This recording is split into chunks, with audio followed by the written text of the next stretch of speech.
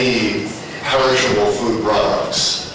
So specific examples in the case of meat, I don't have. I can tell you that, when developing a brand, if you look at something like lamb,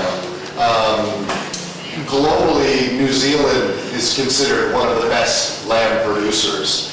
And if you look at the stakeholders who really put that branding initiative together, you have certainly large-scale cooperatives, a very extensive cooperative network in New Zealand for that particular commodity. And you have very strong government support in promoting the concept of New Zealand and New Zealand lamb.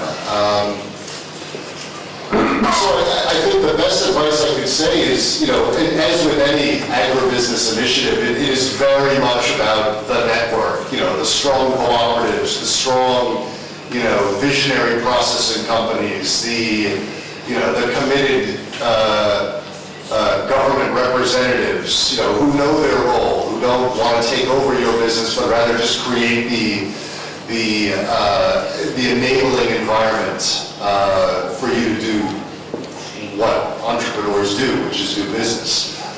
I agree with what Sven said earlier, I think it was you, about the link with tourism.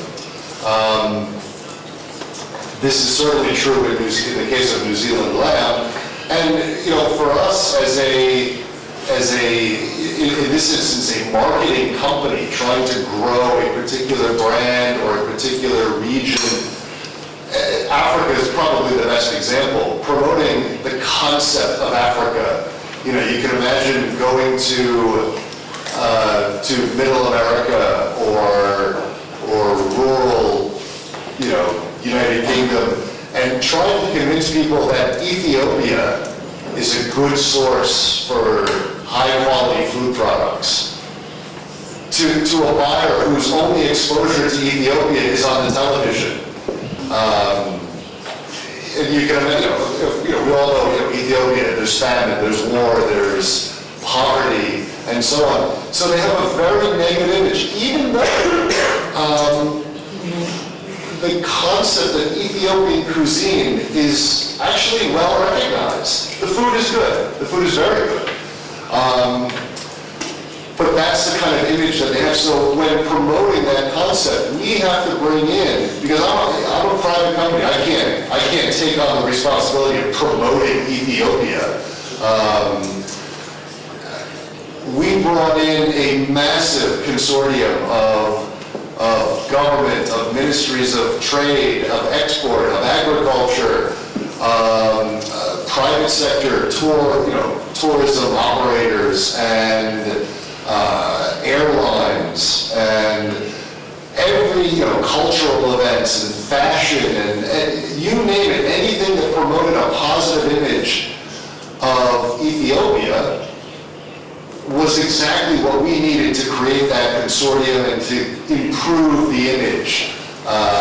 We used to call it demystifying Africa, that Africa was actually not a place of, destitute poverty and what have you, but rather a giant continent with lots of good cuisines to look at.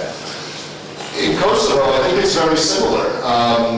Again, from my perspective, coming from the United States, there are certainly challenges in promoting the idea of Kosovo.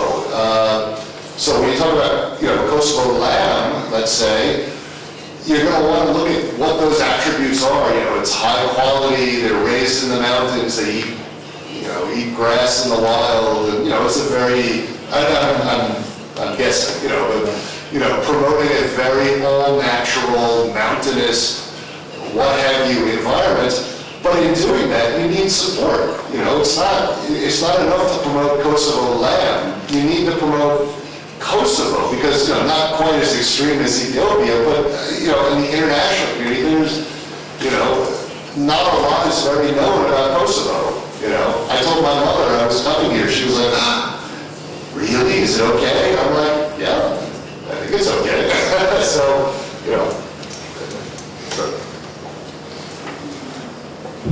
Do you have da ne ostane dosta od naša prikaz, zaista prosto nije pitanje samo jedna onako izuzetna pohvala za Android aplikaciju. Prosto mi lokalno pokušavali to nešto radimo, svaka čast, pa mogli biste kasnije da branimo ono što kažeš tehnike, ne znam.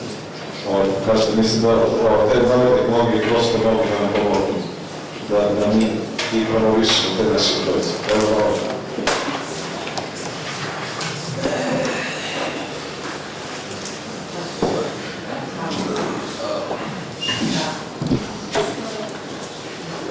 Mi smo sad u fazi testirali te aplikacije, tako da već stavljamo nekakve podatke koji imamo u monitoru, već radimo sa neke farmeri sa Amerike. Tako da mi smo otvoreni da napravimo neku saradnju sa vama. Ako neko želi, hvala. Is there any question more? Because we are approaching the end of this session. Yes, please.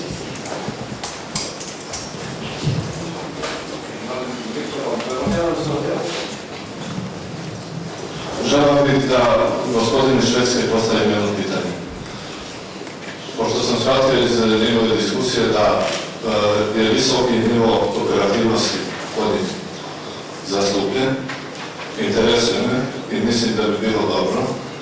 Da li postoji mogućnost da se organizuje od jednog našeg poljoprivrednog gazdinstva takav model da nam pomogu tome kako finansijski, tako sve, jer da vam kažem, poljoprivredni proizvođač je vrlo nepovedljiv, dok ne vidi nešto, onda teško prihvata neke nove načine. I mislim da bi to bio pravi primjer kako treba razvijati i agrobiznis i uvođenje novih tehnologija i jednostavno pomoć poljoprivrednim proizvođačima.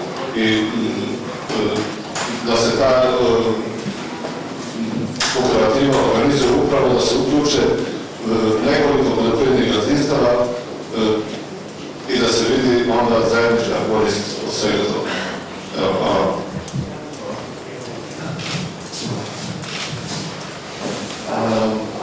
Glad that this issue came brought up and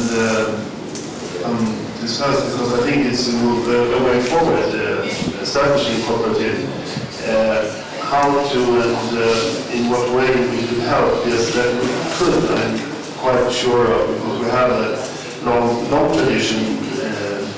All Scandinavian countries have a long tradition of having strong farmers organization, cooperative or processing industries owned by the farmer, because that is also to be not only producer in one end of the value chain, but also take a greater part of the value chain as we have done for long.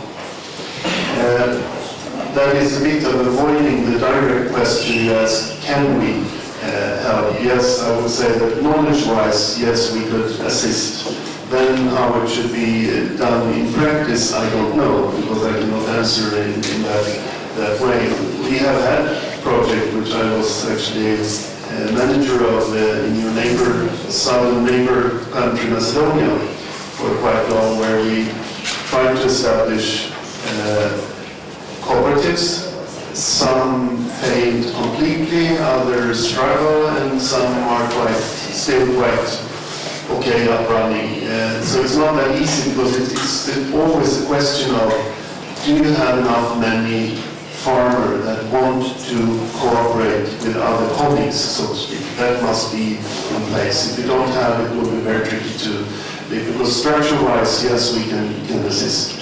I want to give now, when I have the microphone, one sector, and also what Kim said, do your homework. The advice was you have to do your homework. I think that is very crucial to think of. And here comes back to one homework could be to see how many farmers are actually interested in cooperating together. When it's come to the land producer, you look to the south and to the African countries. I would say that Sweden is, as I maybe mentioned, or if I didn't, I mentioned it now, we import something like 50% of the foodstuff overall, when it's come to land, is something like 70%. It's today mostly from Ireland and New Zealand, but it's not that long distance from here either. So I think it should be a potential market for land producer down here. That's I'm convinced of that. And plus that you have very many from ex-Yugoslavia living up in Sweden from all around. And I said Yugoslavia because that many came during the 60s, 70s, and so on. So we have quite many from down here. So it should be more helpful and used in setting up the type of businesses. But also back to, you need to have a certain amount so you can provide and compete with the Irish and the New Zealand.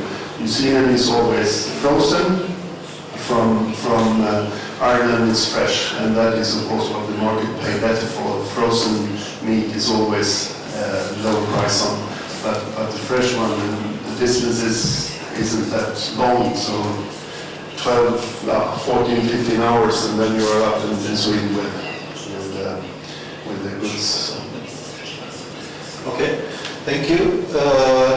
For the other part of your question, you will find an answer in our second session, which will start at 11:30, fundraising and investment for business. So you can raise the issue of that session.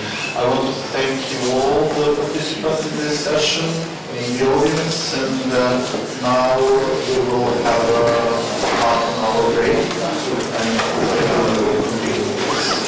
Yes, as Astra mentioned, before we move to final session 2, I would like to invite you for a coffee break in half an hour.